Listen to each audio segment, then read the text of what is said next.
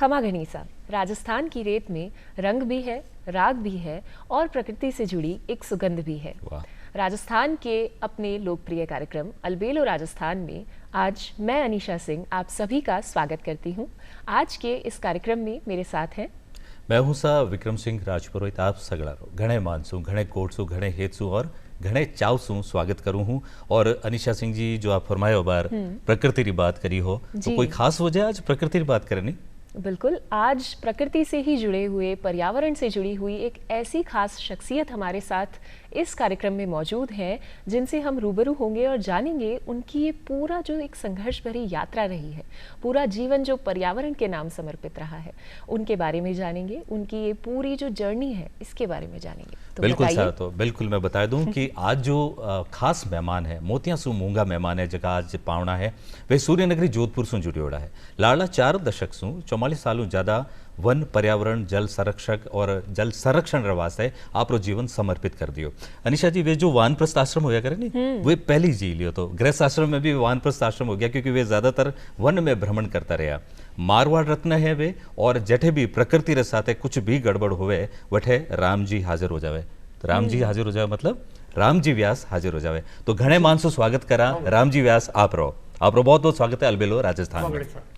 तो शुरुआत करा सर, बचपन की बात करना थोड़ी सी। अनिशा जी, ज्यादातर अपन बचपन में खेलते थे, आप जब खेलते थे तो कहते बच्चों को मिट्टी में मत ले जाओ। बिल्कुल। तो साहब मिट्टी में खेलन वास्ते बच्चा ने मना करता है कि भाई मिट्टी में मैला हो जाओ। आप रो बचपन कहीं मिट्टी में रहो या अलग तरह रही कहीं आप रो बचपन के बारे में जानी चाहो, कटे जन्म हो कि कर आप रो बालपन रही हो? ऐसी बात है भाई साहब, मेरा जो बचपन है वो मिट्टी से स्टार्ट हुआ था। अच्छा।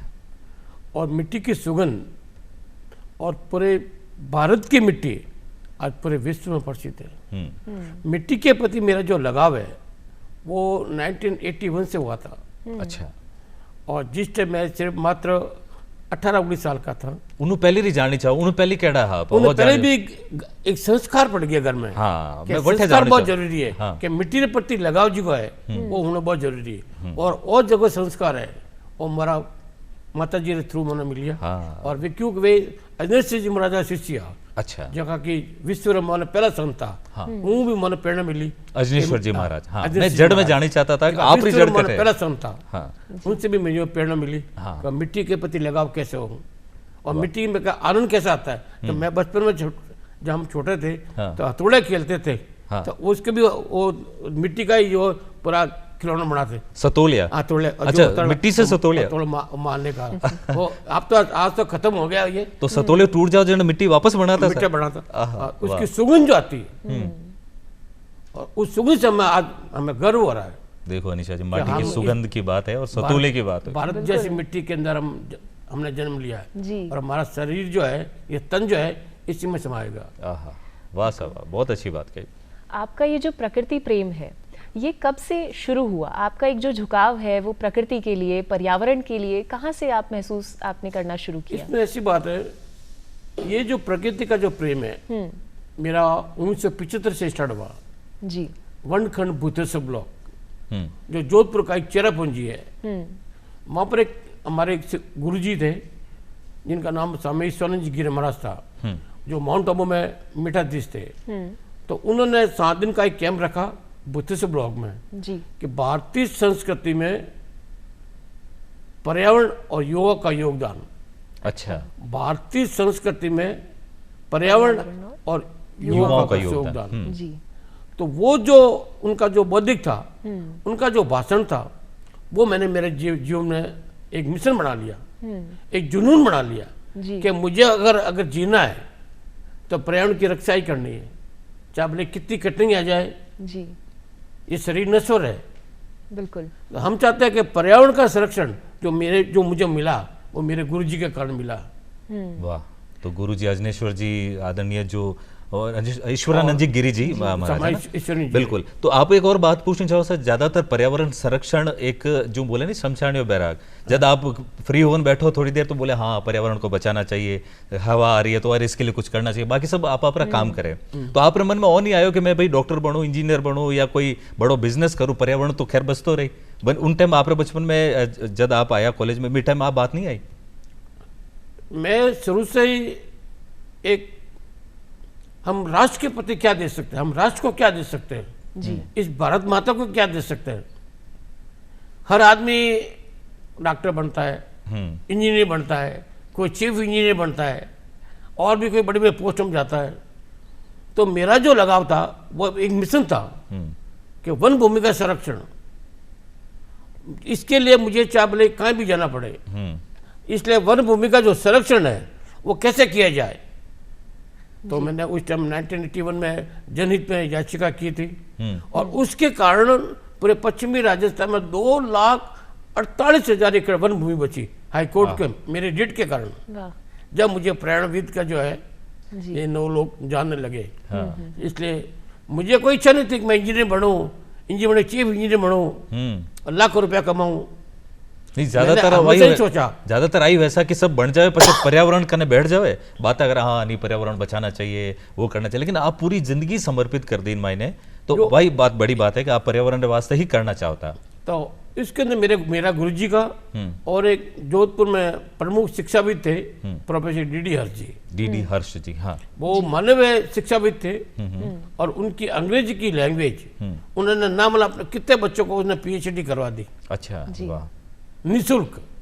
निःशुल्क, अरे वाह, निःशुल्क, एक पैसे नहीं लिए। तो उन्होंने मुझे कहा राम जी ये मिशन है और ये तुझे करना है। वाह। तो उस दिन से मैंने इस वन खंड को और पर्यावरण को और ओरण और डोली और गोचर और चाराग्रह और पुराने जल स्रोत्र, उनको कैसे बचाया जाए, ये मैंने एक मिशन बनाकर अब तक 11 हाईकोर्ट में मैंने रिट कर चुका हूँ, अलग अलग फील्ड की, जी जिसमें आज तक में एक भी केस नहीं आ रहा। वाह।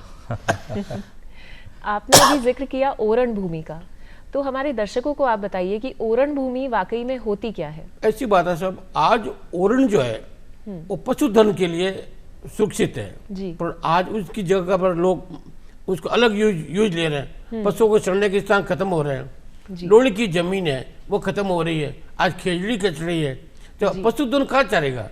हम अपने लिए तो बड़े बड़े महल बना रहे हैं, हवा महल बना रहे हैं, पर उन पशुओं के लिए अपन क्या कर रहे हैं जिनके कारण हम जिंदे हैं। तो इनका ओरण और डोली और गोचर और चाराग्रह जी और परंपरागत जल स्रोत, इनका संरक्षण करना बहुत जरूरी है।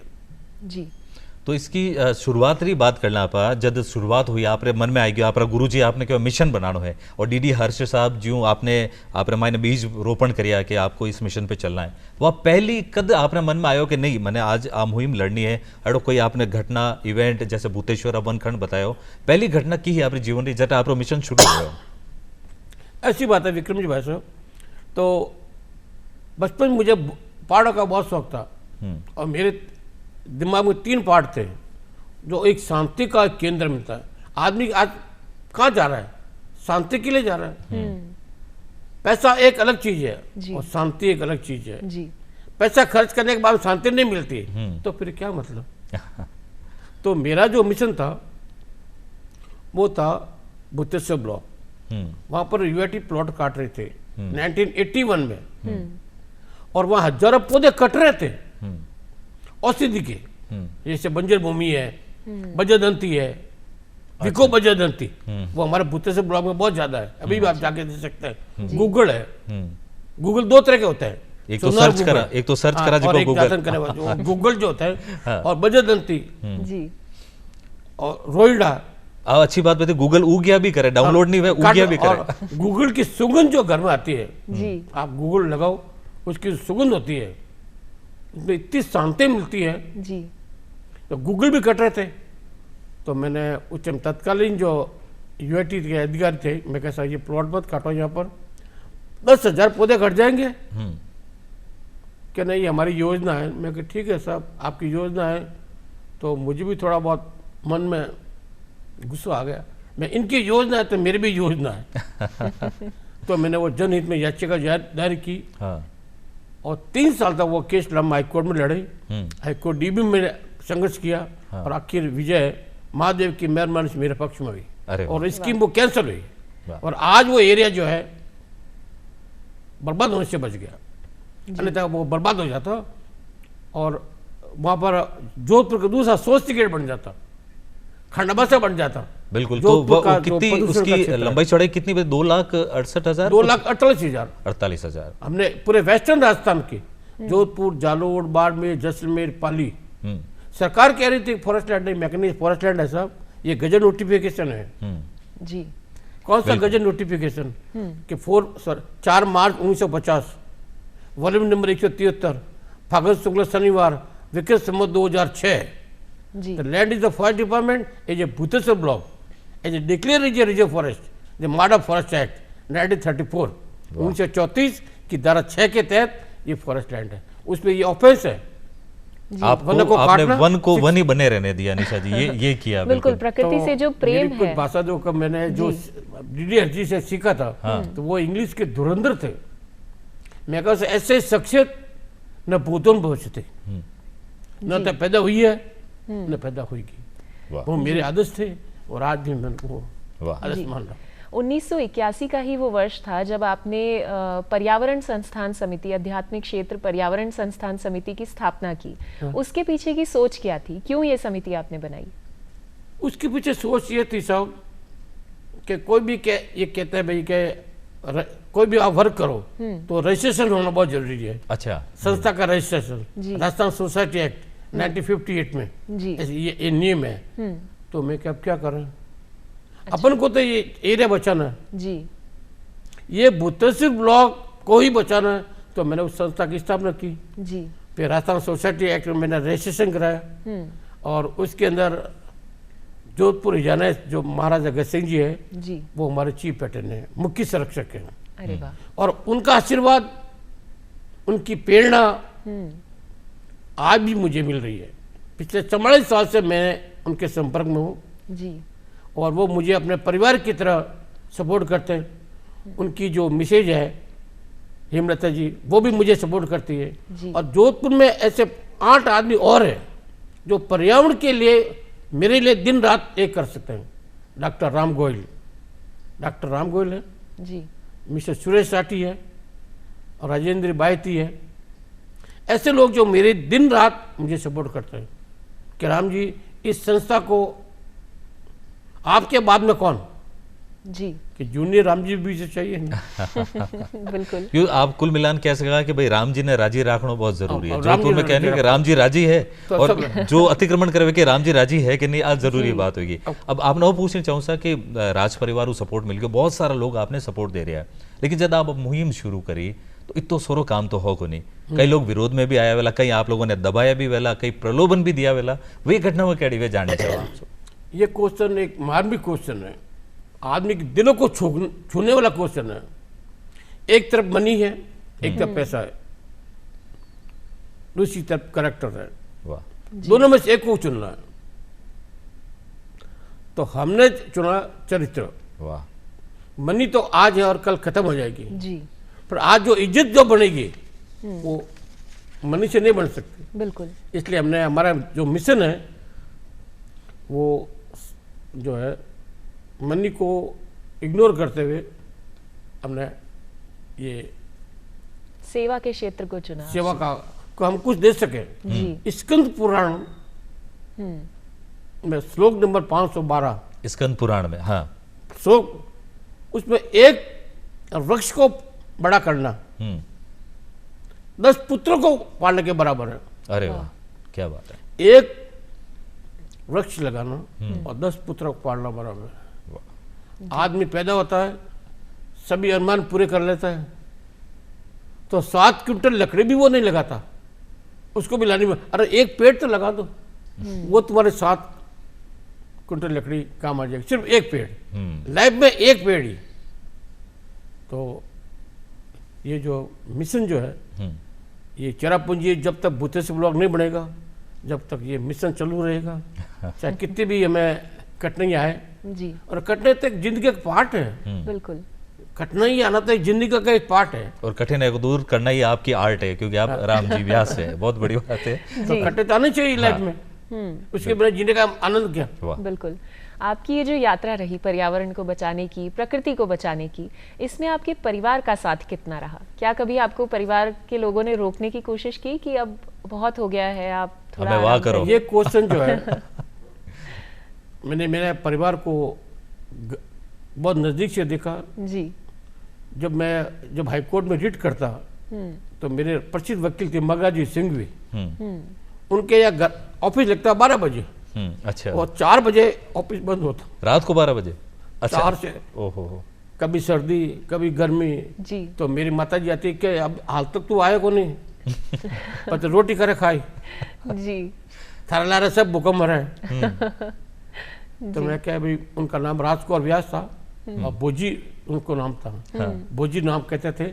जी। मैं क्या मैं तो यूँ जाऊँगा कि जरा तारा पूरा परिवार सारा साथ है। वाह। पूरा परिवार। मेरे बड़े भाई साहब ओपी व्यास जी, उनसे छोटे एसपी व्यास और मेरा पूरा परिवार, मेरी भाभी और उनके बाद में मेरे अंधांगनी आज जो विराजमान है उनका सपोर्ट भी बहुत ज्यादा रहा। वर्णो पूछना बहुत जरूरी है। और वर्णो इतना सपोर्ट रहे हो माता जी हूँ तो आप आज जो मेरी जिंदगी चल रही है पर्यावरण की वो इनके कारण चल रही। जी। वाह।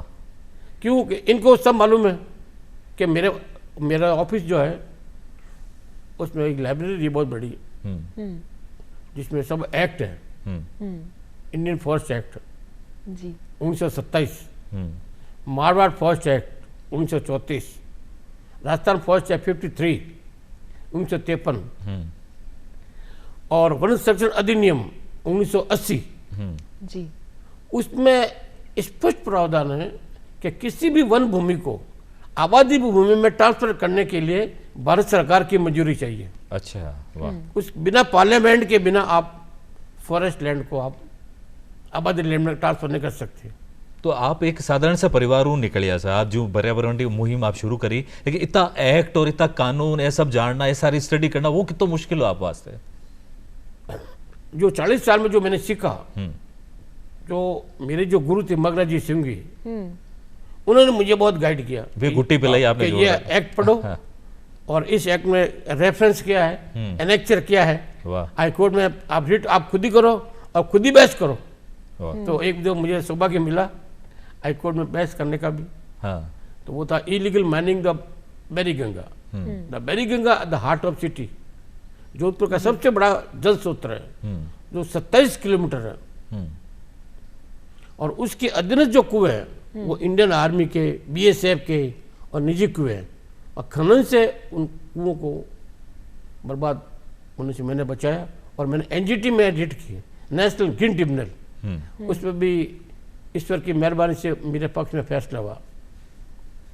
लेकिन ये जो हाई कोर्ट में जाने तक का सफ़र है, एनजीटी में याचिकाएं दायर करने का जो सफ़र है, ये यात्रा है, ये बहुत संघर्ष भरी है।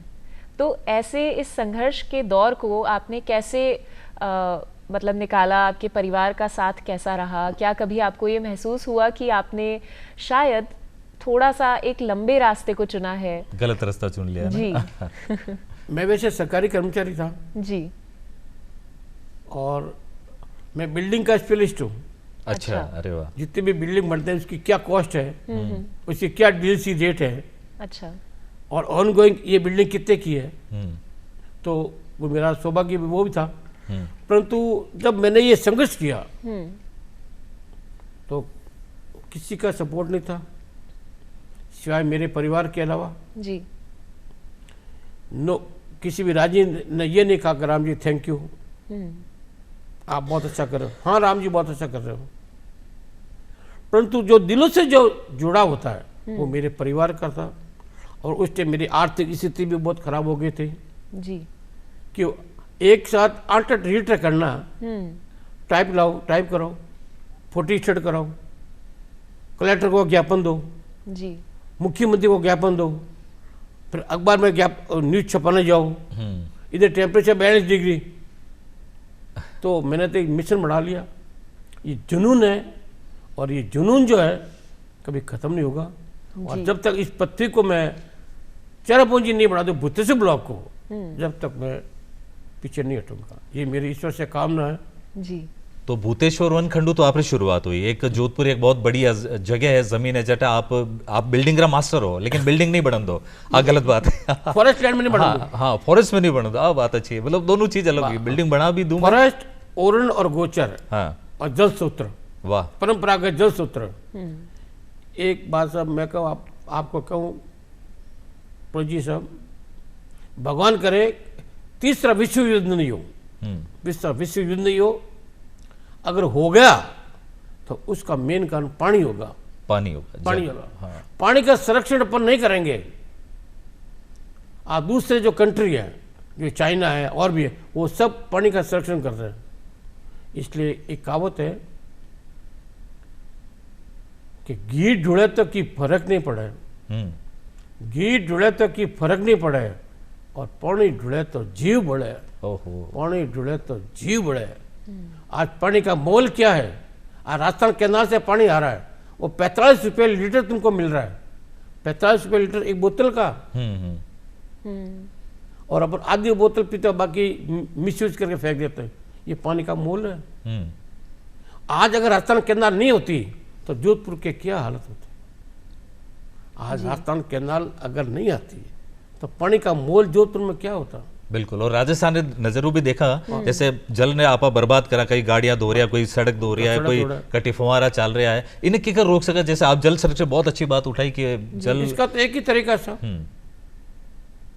राजस्थान कैनाल का जो वाल है वो 10 दिन बंद कर दो। अरे वाह, पूरी वाल बंद होगा ना कि पड़े, एक तो कहीं पैसा घोड़ा नहीं, जरा आदमी थोड़ा यूं फोक में आ जाए। और पानी घड़ा ढूंढा तो कहीं है, सुबह उठे 4 बजे और टूटी को नल को खोल दिया, वो चल रहा है चल रहा है चल रहा है जी। ये इतना मिसयूज मत करो पानी का। पानी जित सुबह उठे उस टाइम नल आता है, उस टाइम खोलो, और एक बाल्टी भरिज गई, ऐसा नहीं कि चले तो चलने दो, सामने खड़े रहो, एक जग भी खराब मत होने दो। पानी का मोल मुझे मालूम है कि पानी कैसे मिलता है। पौधों, गर्मी के अंदर पौधों को पानी पिलाना बहुत टेढ़ी की है। बिल्कुल बिल्कुल। टेम्परेचर से 44 डिग्री जी, और पानी पिलाना, फिर हमारा ये जुनून है, ये मिशन है। इस मिशन में भगवान हमारी सहायता कर रहे हैं। व्यास जी, जब आपने यात्रा शुरू की तो आप शायद अकेले थे, लेकिन धीरे धीरे चलते चलते आपके साथ कारवां जुड़ता चला गया। आज आप लोगों को आपके साथ जुड़ने के लिए, प्रकृति से प्रेम करने के लिए कैसे प्रेरित करते हैं, कैसे उनको अपने साथ जोड़ते हैं? ऐसी सब प्रकृति का जो नियम है जी, पहले शुरुआत हमने घर से करें कि प्रकृति का संरक्षण करने। और कुछ ऐसी शख्सियतें हैं इस मारवाड़ की धरती पर जो पर्यावरण के प्रति समर्पित है जी, वो पुरस्कार की मोहताज नहीं है जी, वो सम्मान की मोहताज नहीं है। उनका मिशन एक ही है कि कौन अच्छा काम कर रहा है पर्यावरण का, उस आदमी का सपोर्ट किया जाए। वाह। तन से, धन से, मन से। तो मेरा साथ ये कारवा जुड़ता गया, और आज ये कारवा इतना जुड़ गया कि हमारा जो पुरस्कार है वृक्ष बंधु जी, इस बार 39वां पुरस्कार समारोह है, जिसमें हम 13 पुरस्कार हम देते हैं। वृक्ष बंधु, रुख बाइला, वन वात्सल्य, जल पुत्र, ये सब पर्यावरण के। अरे वाह वाह जी। जबरू फुटबॉल राष्ट्रीय खिलाड़ी, प्रोफेसर DDS भक्ति संगीत, गोल्डन हड़ो पुरस्कार। और ये पुरस्कार RS मैगजीन में क्वेश्चन बन चुका है। और पहला क्वेश्चन 1992 में बना था, जो मुख्यमंत्री के सचिव सुनील अरोड़ा को दिया था मैंने। वाह। मतलब एक साधारण यात्रा आप शुरू करे, पछे बाद में आप खुद पुरस्कार देवन लाग गया, वृक्ष बंधु पुरस्कार। लेकिन वो आप दौर जाननी चाहो, जब आप एक शहर रमायण घूमता, कलेक्टर साहब मिलिया, बड़ा अधिकारियों मिलिया, लेकिन बात प्रधानमंत्री तक पूछ गई एक बार। वाकई घटना ही वह बड़े रोचक किस्सा, बहुत मार्मिक घटना है। हाँ। मैंने एक मैटर बनाया था हिंदी में, वन प्रेमी की दास्तान प्रधानमंत्री के नाम, story of forest fame mister Ramji Vyas. हाँ, अच्छा। तो मेरे मामा जी ने वो हिंदी पढ़ी, डीडी साहब ने, कि ये क्या हिंदी, इतनी अच्छी हिंदी, कल घर आना। तो मैं डा बंगले गया, तो उन्होंने मुझे पहले चरण में 18 कप चाय पिला दी। सुबह से लेकर शाम तक चाय पीते रहे। जी। और उसकी इंग्लिश बना दी। ओहो। उस हिंदी की इंग्लिश। फिर राजीव गांधी जोधपुर आए, टाइम मैंने लिया, तो वो इंग्लिश बोले, हुई मिस्टर रामजी व्यास, माई से mister forest friend, what is problem? मैं problem the illegal land in forest land. By name mister Rajiv Gandhi, CBI inquiry, उस पर ही लिख दिया सीबीआई इंक्वायरी। तो चली।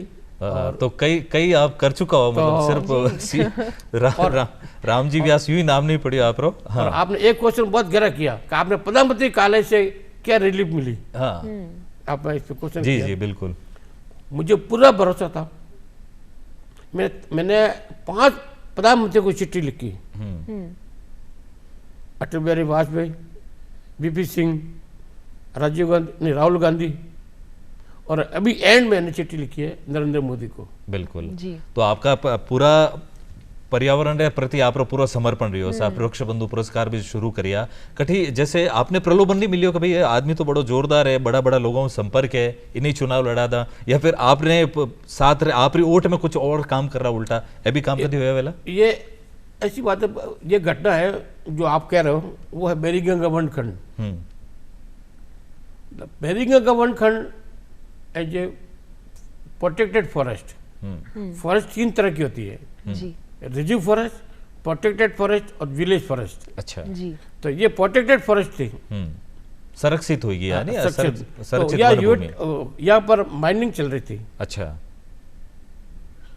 तो माइनिंग मैं कहा बंद नहीं की तो कोर्ट में रिट।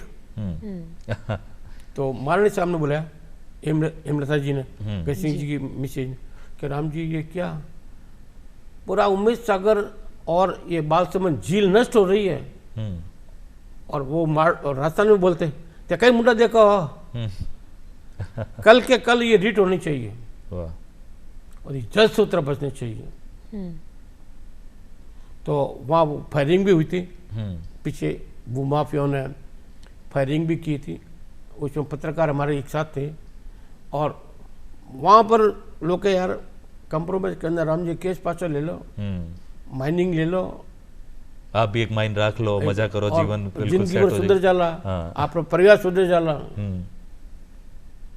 मैं क्या भाई साहब लेकर करना क्या है, खानी तो 4 रोटी है ना, इस शरीर तो नष्ट हो रहा है जी। और अपने इस राष्ट्र के लिए क्या कर सकते हैं, इस देश को क्या दे सकते हैं जिसके लिए हमने पैदा हुए हैं। इस राष्ट्र में ऐसा काम करो कि आने वाली पीढ़ी याद रखे। तो एक एक्ट है, आपने कहा था कि आपने लाइब्रेरी जो मैंने बनाई है उसमें Indian cost of India, Bharat का संविधान, धारा 48 सेक्शन 48, उसमें आम नागरिकों का नैतिक कर्तव्य है को पर्यावरण का संरक्षण करे, वन भूमि का संरक्षण करे, तालाबों का संरक्षण करे, ओरण का संरक्षण करे, गोचर का करे जी, चारागाह का करे। तो ये सेक्शन जो 48 है भारत का संविधान, हम सरकार से मांग करते हैं कि हमारा ये अधिकार है, और तुम्हारा कर्तव्य भी तो देखो, हमारा नैतिक कर्तव्य क्या है इस राष्ट्र के प्रति। तो ये जो रिट मैंने की, वो मेरा राष्ट्र के प्रति मेरा क्या नैतिक कर्तव्य है वो देखकर मैंने ये रिट। जी, आपने अभी जिक्र किया कि फॉरेस्ट जो है वो भी अलग अलग प्रकार के होते हैं, कुल 3 श्रेणियों में उसको बांटा गया है। तो इस बारे में हमारे दर्शकों को थोड़ा और बताइए। फॉरेस्ट जो एक तो रिजर्व फॉरेस्ट होता है जी, उसमें किसी भी प्रकार की अवैध कटिंग नहीं होती है जी, किसी भी प्रकार की कॉलोनी नहीं बच सकती जी, मल्टीपर्पज स्टोरी को आप मकान नहीं बना सकते विदाउट सेंट्रल गवर्नमेंट। जी, तो ये बहुत strict question, Rajasthan forest act 53 जी, सेक्शन 29, धारा 29 में प्रावधान है, वो थोड़ा इंग्लिश में है पर मैं उसकी हिंदी कर देता हूँ। अब आप मारवाड़ी कर दो बाद में। मारवाड़ में? हाँ। अच्छा मारवाड़। कि कोई भी आदमी, कोई भी भारतीय नागरिक किन्हीं प्रकार की वन भूमि मत है अवैध कब्जा नहीं कर सके। अगर करेला तो 25,000 रुपये जुर्माना और 6 महीने जेल वेला। आ तो सीधी पहुंच गई साहब, मैड भाषा में जिकी आप बात करेंगी, चेतावनी भी सीधी अटे फूक जाओ मायने। अब 6 महीने जेल और 25,000 रुपये जुर्माना। ये कि नियम जो है प्रोटेक्टेड फॉरेस्ट पर लागू होता है। अच्छा। और विलेज फॉरेस्ट तो बहुत कम है, और इसलिए वन भूमि जो है एक ही मिशन है।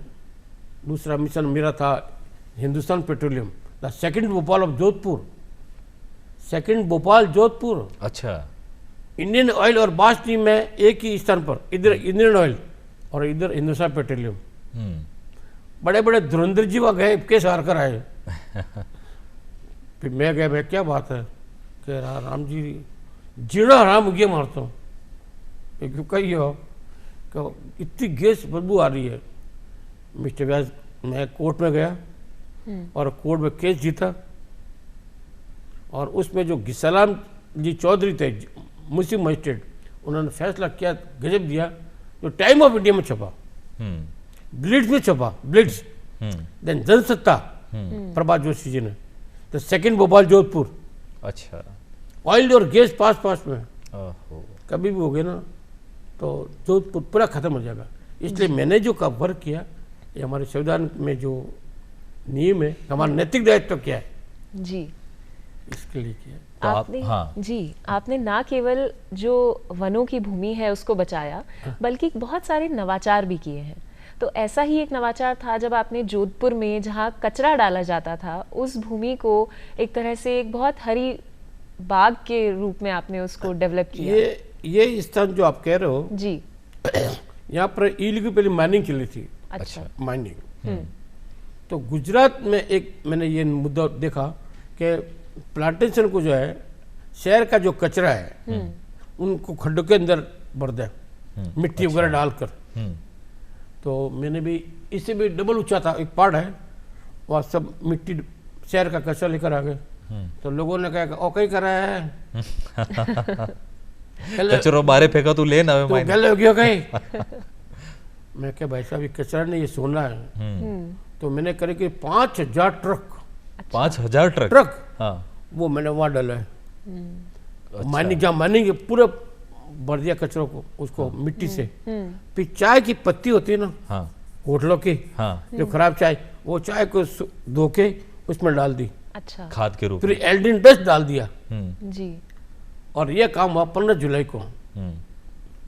20 जुलाई को आई बरसात, हाँ, वहाँ मैंने गुलाब की खेती की। आहा, वाह, लोग के भाषा का ही है, मैं कहूँ कचरा है ना, कचरा है कचरे के अंदर ये है। जी, तो ये कचरा तो बहुत ज़्यादा इम्पोर्टेंट है। अभी पत्रिका ने मिशन चलाई कि इस कचरे को यूज लिया जाए।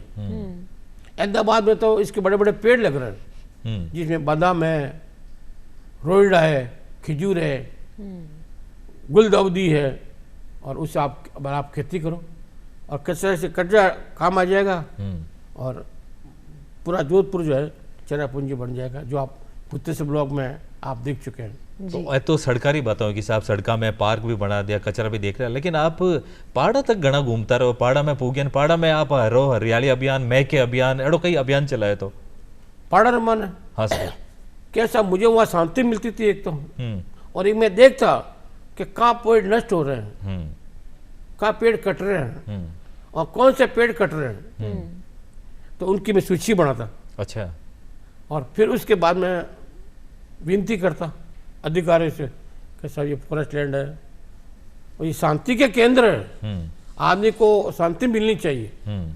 कि नहीं हमारी तो योजना है।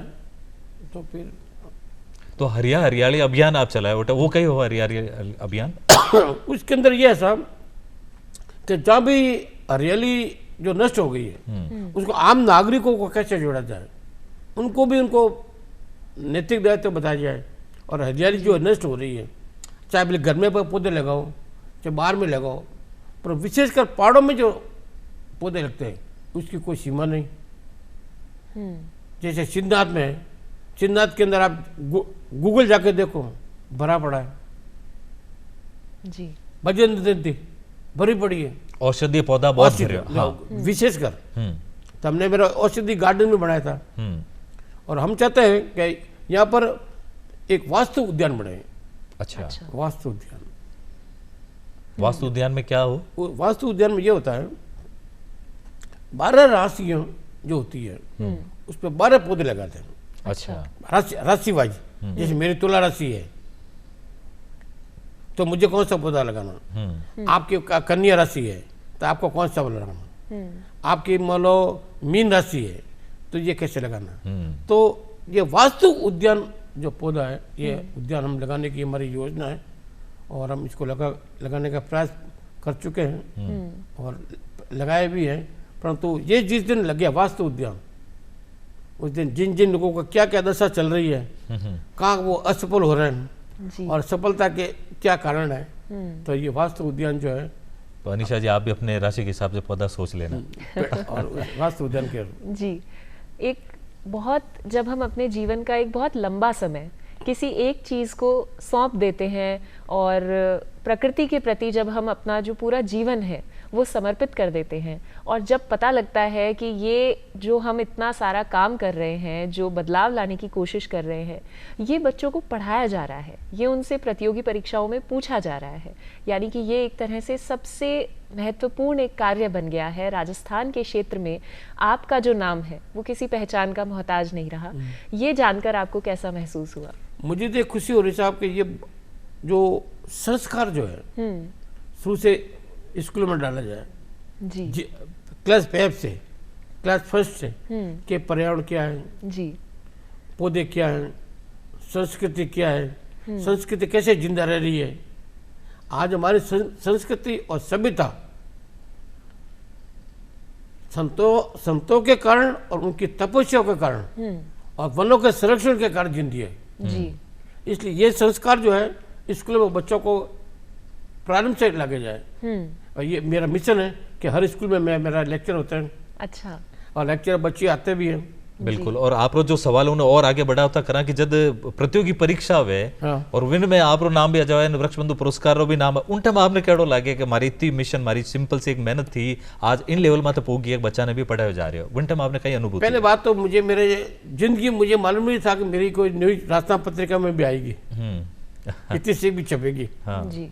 मैं बड़ा हुआ, अपन छोटे आदमी है, कहने कभी कभी तो आएगी, कभी कभी तो आएगी, संघर्ष करो। तो वृक्ष बंधु पुरस्कार मैंने दिया सुनील अरोड़ा साहब को, वो सीएम के सेक्रेटरी थे। तो उन्होंने वन भूमि में 6000 कब्जे हटाए। अच्छा। बुतेश्वर ब्लॉक में। तो मैंने दिया उनको ये पुरस्कार। तो वो आरएस मैगजीन में क्वेश्चन बना जी। फिर बीएसएफ को दिया, बीएसएफ आईजी साहब को, जिन्होंने 4 लाख पौधे लगाए। अभी एमएल गर्ग साहब को दिया, आईजी बीएसएफ, उन्होंने 6 लाख पौधे लगाए, 6 लाख पौधे अपने जोन में, जोधपुर, जैसलमेर, बाड़मेर में। तो उनको वृक्ष बंधु दिया। तो हम ऐसी प्रतिभाएं ढूंढते हैं जो पुरस्कार की मोहताज नहीं है, जी। सम्मान की मोहताज नहीं है, जो राष्ट्र के लिए जीना चाहती है। अपने लिए तो सभी जीते हैं, राष्ट्र के लिए भी जीना तो थोड़ा सीखो। हम कहाँ जा रहे हैं? सही बात। बिल्कुल, जीवन वही है जो दूसरों के लिए जिया जाए। ऐसा जीवन वही है जो दूसरों के लिए जिया जाए। बस दूसरों के लिए जीना, ये तो जिंदगी है, खुद के लिए सभी जीते हैं। बिल्कुल बिल्कुल। मीडिया रिपोर्ट्स की अगर बात करें तो कहीं मैंने पढ़ा था कि आपके लिए लिखा गया है विशेष रूप से कि जो पंछी हैं, पक्षी हैं, जो जीव हैं, और यही सब आपके पेड़ पौधे, बिल्कुल यही आपके वैलेंटाइन है, यही आपके संगी साथी हैं। तो इसके पीछे की क्या कहानी है? ये पौधे जब खिलते हैं ना तो मुझे खुशी होती है कि देखो लाखों रुपए आप बर्बाद कर दो पर पौधे नहीं खिलते। उनकी जो शुद्ध हवा है जी, पौधों में आत्मा बसती है और आत्मा कभी मरती नहीं है। जी। तो पौधों के लिए जो मिशन है कि हमें बहुत खुशी होती है। आज वैलेंटाइन डे आप बनाते हो, कहाँ ये, किसका ये विदेशी दूसरे देशों की थकी हुई योजना है। और हम तो, हमारे संस्कार क्या है, हमारी संस्कृति क्या है। आज भारत विश्व गुरु है, आज भारत विश्व गुरु है जी। वो किस कारण? संतों की तपस्या, संतों का त्याग, संतों का पर्यावरण के प्रति प्रेम, आम नागरिकों का पर्यावरण के प्रति जुड़ाव, यही है। सरकार से अधिकारों की मांग करने के पहले यह देखें कि हमारा नैतिक कर्तव्य क्या है। बिल्कुल। और पुरस्कार की बात इतनी सारी चाली है, तो जब आप तो बहुत सारा पुरस्कार देना शुरू कर दिया, 39 साल हो गया, जब आपने वन प्रहरी पुरस्कार मिली हो और बाद में कुछ और पुरस्कार मिलिया, उन टाइम आपने कई अनुभूति हुई, उन टाइम आपने कहीं लागे हो? पहले मुझे वन प्रहरी पुरस्कार मिला था, उसकी स्टोरी बहुत मार्मिक है। बिल्कुल सुनना चाहेंगे वो स्टोरी, आप सुनो। वो क्या हुआ था, आपके मोहल्ले के एक शख्स है, तो उनको भी मिल रहा था। तो वो बन ठंड के गए एकदम। अच्छा। कोट वगैरह, मारवाड़ी कोट ना, और हम तो ऐसे चले गए। मैं कहा भाई साहब क्या बात है? प्रोग्राम तो कल है। अच्छा। तो श्रीमती जी ने कहा कि आपके भी जोधपुर चलो और सूट पड़ा है वाइट, हाँ। तो 24 घंटे में मैं 2 दिन जयपुर आकर वो सूट लेकर गया। अच्छा, सूट पे जोधपुरी कोट? जोधपुरी कोट पहन कर गया। अरे वाह। और वो कोट जहाँ राजीव गांधी ने चलाया था, अच्छा, राजीव गांधी जोधपुर आए तो वो कोट वहां से चलाया। अच्छा। तो मैंने भी उस कोट को वहां से चलाया। वाह वाह। तो ये पुरस्कार का और प्रेम होगा, आपने कोट वॉइस पहनना। और उस time Bhairu Singh ji vice president थे जी, भैरू सिंह जी शेखावत, वो मेरे मिलने वाले थे। और कहा भैया जी और पुरस्कार, हाँ। मैं तो इतना पौधा लगा दिया जितनी वहां जमीन ही नहीं। मैं कहने ऐसी बात नहीं है, आपका मिशन है जी, आपने इतने पौधे लगाए कि जितने मुझे पुरस्कार मिला कि बरसात चली हो गई। अच्छा, अच्छा, प्रकृति के साथ ही आपने वो सब ऐसे बिना लेकर आ गए कैसा, अब किन सबको दे देना, तो मैंने कोट भैया जी को दे दिया। कोट भी भेज गए वाला प्रसार हो। और जो मुझे प्रसन्नता मिली, हाँ। मुझे जो सम्मान मिला और संतुष्टि जो मिली, वो करोड़ों में मैं रुपए में मैं नहीं ले सकता। वाह, मेरा जो सम्मान हुआ यहाँ पर जोधपुर पहुंचने पर, हाँ। एक छोटे से आदमी का इतना बड़ा सम्मान, डोल थाली से स्टेज घर ले जाना, वाह, तो ये लोगों का एक ममत्व है, लोगों का प्रेम है। आज के समय की अगर बात करते हैं व्यास जी, तो चारों तरफ हम देखते हैं कि पर्यावरण संकट फैला हुआ है पूरी दुनिया में। ऐसे में राजस्थान के परिप्रेक्ष्य में जब हम समझना चाहें तो ऐसे क्या मुख्य पर्यावरण के संकट हैं जिन्हें दूर करना समय का जो है वो एक तरह से डिमांड है? इसमें 3 बातें जरूरी है। जी, एक तो वन भूमि को बचाना है। वन भूमि रहेगी तो प्लांटेशन होगा, जी, वन भूमि नहीं रहेगी तो प्लांटेशन कैसे होगा? बिल्कुल। वन भूमि का संरक्षण करना बहुत जरूरी है। आज जो सोलर प्लांट लग रहे हैं, खेजड़ी काट रहे हैं, जी, तो लगने चाहिए, विकास होना चाहिए। हम ये नहीं कहते आप विकास मत करो, पर विकास का एक दायरा होना चाहिए। जी, वन भूमि का संरक्षण करना बहुत जरूरी है। जब वातावरण शुद्ध नहीं होगा, प्रकृति का संरक्षण नहीं शुद्ध होगा, तो हम हवा कहाँ से लेंगे? शुद्ध हवा कहाँ से ग्रहण करेंगे? आज बड़े पहाड़ों में चले जाओ, वहाँ भी आप प्लॉट कट रहे हैं। आप देहरादून चले जाओ, तेरी गढ़वाल चले जाओ, हरिद्वार चले जाओ, तो ये जो है एक मिशन और वन भूमि का संरक्षण जी, और संतों की तपस्या, उनसे प्रेरणा लेकर हम अपना जीवन को ऐसे बदलें कि पर्यावरण के प्रति, ओरण के प्रति, चारागाह के प्रति मैं लगा हूँ। और नैतिक कर्तव्य क्या है ये देखना है। अधिकारों की मांग मत करो, कर्तव्य देखो पहले कि हमारा कर्तव्य क्या है। बिल्कुल। तो आप जो तस्वीर बताई हो कि जो शहर है वे जंगल में घुस रहा है, शहर खुद जाजान जंगला ने अपने कब्जे में ले रहा है। लेकिन अब एक और सवाल पूछूं कि कई जैसे बहुत बड़ा बड़ा महानगर है, वटे आसपास वन नहीं है, बिल्डिंग्स है, बहुत बड़ी बड़ी बिल्डिंग है, बहुत छोटी जगह, उनमें आप वन संरक्षण, पर्यावरण संरक्षण केकर कर सका आप वन वास्ते कुछ आप टिप्स जानने चाहूँ? पहली बात तो ये है भाई साहब कि आप कोई भी आवासीय योजना बनाते हो तो पहले मास्टर प्लान देखो। अच्छा, कि मास्टर प्लान में उसकी अप्रूव्ड है नहीं। जी, मास्टर प्लान में वो है हॉस्पिटल, आपने बढ़ा दी, बहुमंजिली इमारतें, और इमारतें भी इतनी बड़ी, मंजूरी ली 9 मीटर की, बढ़ा दी थी 13 मीटर, और साइड में आगे आपने छोड़ा नहीं। एक पौधे लगाने के लिए कुछ जमीन 2 फुट भी नहीं छोड़ी कि ये भी किराए में काम आएगी। अब कभी दुर्घटना हो गई बड़ी, या कोई गैस दुर्घटना हो गई, या और कोई दुर्घटना हो गई, तो ये क्या काम के? आप पहले जोधपुर का मास्टर प्लान देखो। मास्टर प्लान के अवरुद्ध आप काम करोगे तो प्रगति अपना रूप बताएगी, और उसका खामियाजा हम देख चुके हैं और आपको देखना भी है। तो बरसात के अंदर रानीसर से लगाकर जालो गेट तक आके देख लो। हर शहर का यही हाल है सर। जैसे अपन जोधपुर की बात करें, हाँ बिल्कुल, अब ड्रेनेज सिस्टम की बात करें आप अनिशा जी, ज्यादातर आप जो कहना चाह रहे हैं कि जो बसावट हो रही है वह पर्यावरण ने बहुत बिगाड़ रही है। बिल्कुल।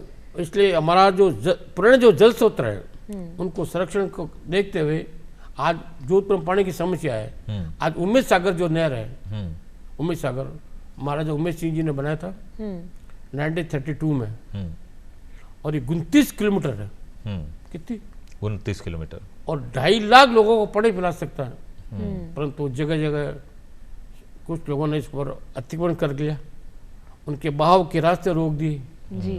तो सुप्रीम कोर्ट कह रहा है कि जल स्रोतों का संरक्षण करो, हाई कोर्ट कह रहा है जल संरक्षण करो, और बड़ी बड़ी सेमिनार होती है, मैं भी वो जाता हूँ, वहाँ लेक्चर सब इंग्लिश में होते हैं। फिर मैं वो मारवाड़ी आदमी, फिर मोरेजे नहीं, मैं कहे भाई थोड़े इंग्लिश में नहीं, थोड़ी मारवाड़ी में बोल।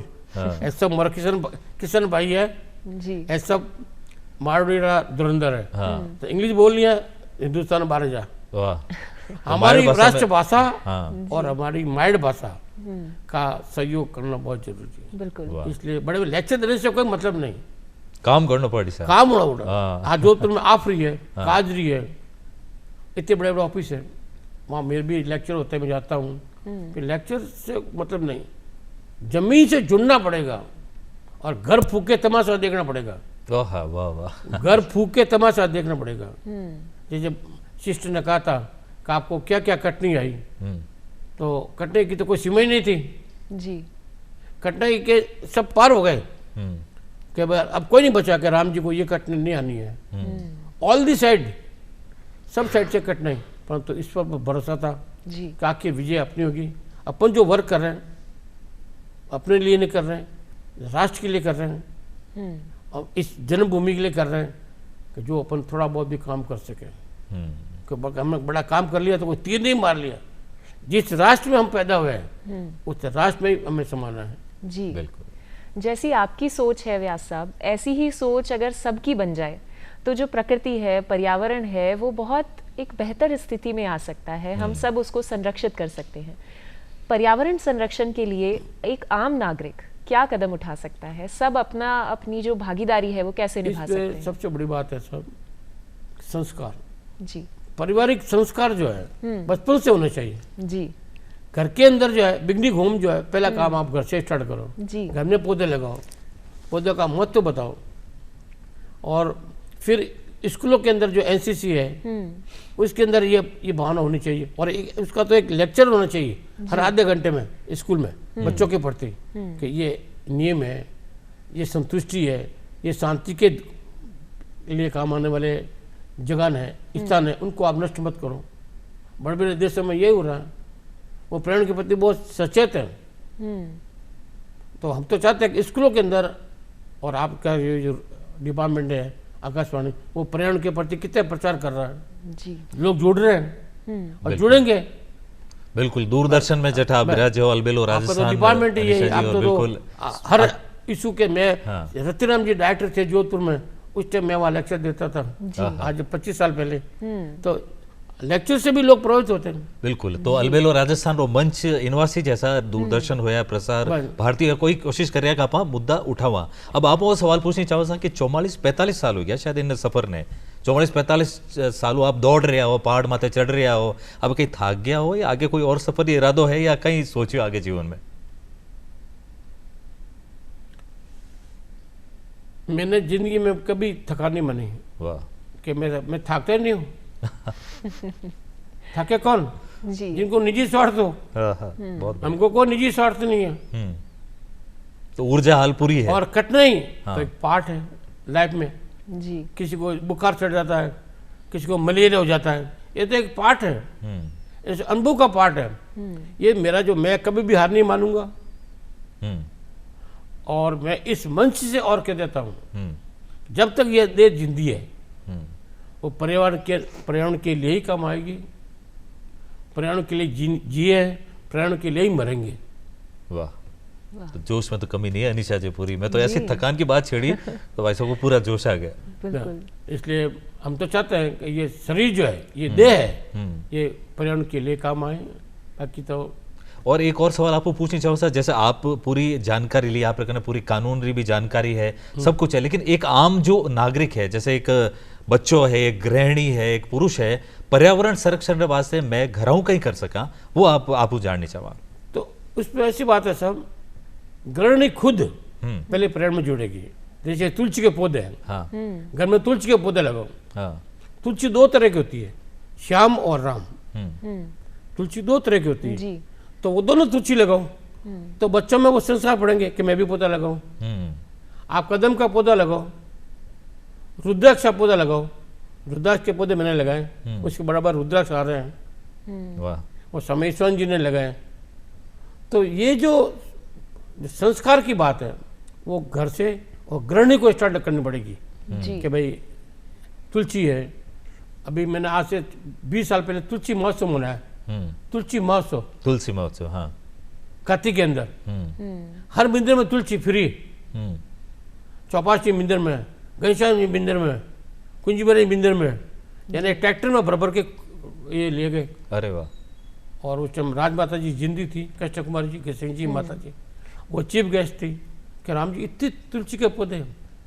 तो आज जोधपुर में करीब करीब 10,000 लोगों के घर में तुलसी के पौधे मैंने वितरण किए। बिल्कुल। तो अबे आप इतनी अच्छी बात कर दी हो, बात करना अनिशा जी तुलसी मन तो नहीं हो रही है। और तुलसी फिर चाय में डालो आप, हाँ, तुलसी आप चाय में डालो, चाय की पत्ती में। जी, बहुत सारे फायदे हैं तुलसी के पौधे के तो, और ये बहुत नेक काम है जो आपने किया। और विक्रम जी, आज जो हमने व्यास साहब की जो ये पूरा सफर के बारे में जाना, पूरी यात्रा के बारे में जाना, ये वाकई में बहुत प्रेरणादायक था। और हमारे दर्शक भी निश्चित रूप से इससे बहुत सारी प्रेरणा लेंगे और अपने पर्यावरण के प्रति बहुत कुछ करने की आज से ही ठान लेंगे। बिल्कुल। तो आप अठे पधारिया, आप इतो समय दियो और इतनी चोखी चोखी बातें करी अलबेलो राजस्थान में अठे पधारिया। आप रो घणो घणो मान और आप शू लेवा विदा। अगले एपिसोड में फिर एक मेहमान के साथ हाजिर हुआ। फिलहाल दी राव इजाजत। राम राम सा।